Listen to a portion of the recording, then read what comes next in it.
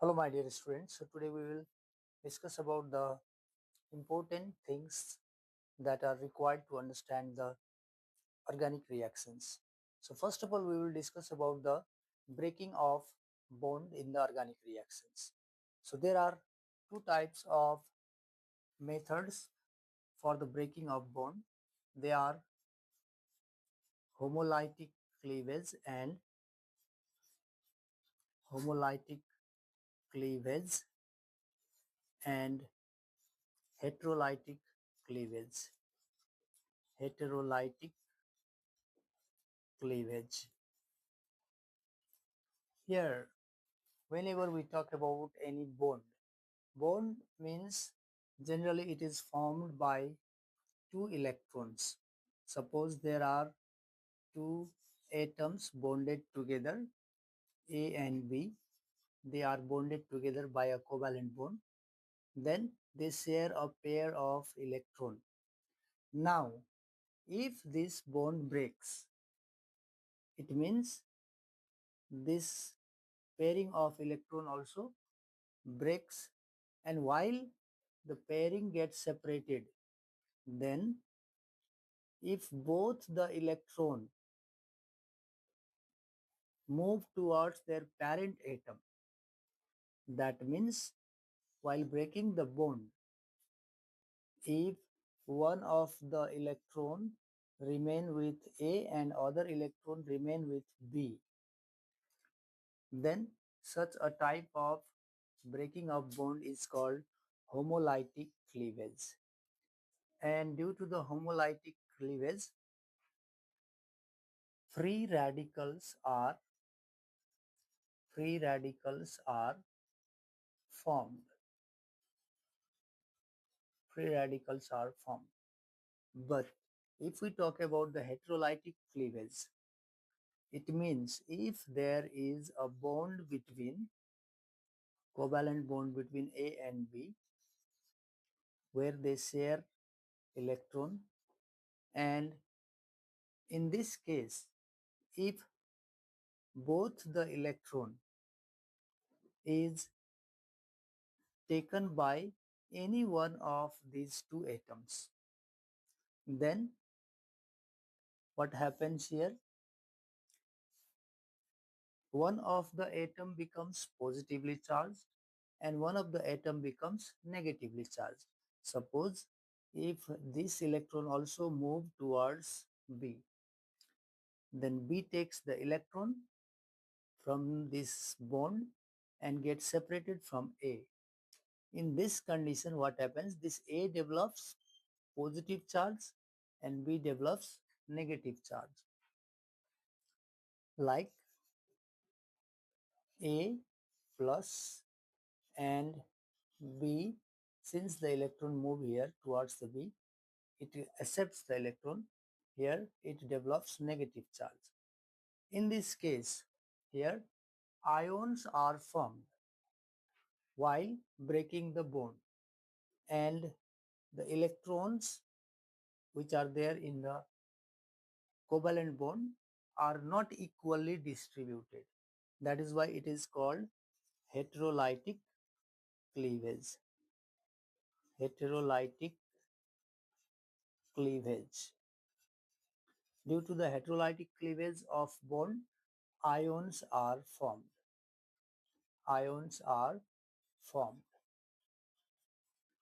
Now, in case of ionic reactions, if we talk about the reagents in case of ionic reactions in organic chemistry, there are two types of reagents. Two types of reagents. Since one of the ion is positive, another is negative, we call these charged particles as reagent in organic chemistry if they take part in the organic reactions. Now, what are those two types of reagent? Number one is electrophile and number two is nucleophile. Here, electrophile and nucleophile means what? Whenever this word phile comes, then we should understand they are attracted towards something. They are affected by something or they love something. Like electrophile means electron loving group, whereas nucleophile means nucleus loving group. Now, electron loving group means what? If there is deficiency of electron in any ion or any reagent, then it tries to accept electron and it is attracted towards the electron. So, such a reagent which love electron or which get attracted towards the electron is known as electron loving group. So basically these positively charged ions which are present in the organic reactions, they are known as electron loving group or electrophile, whereas nucleophile means if there is any ion which have deficiency of electron or which have negative charge, they are generally attracted by the nucleus. These nucleophile are generally electron rich groups. Since it have taken electron, it is rich in electron. Since it have donated electron, it is deficient in electron. So here negatively charged ions are nucleophile. These negatively charged ions are nucleophile, whereas the positively charged group are electrophile. Or we can also call this electrophile as electron deficient compounds. All the electron deficient compounds are electrophile, whereas all the electron rich compounds are nucleophile.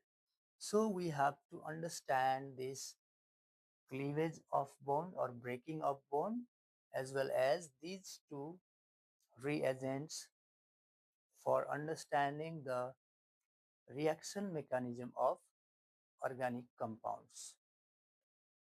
So for today only this much. Thank you very much.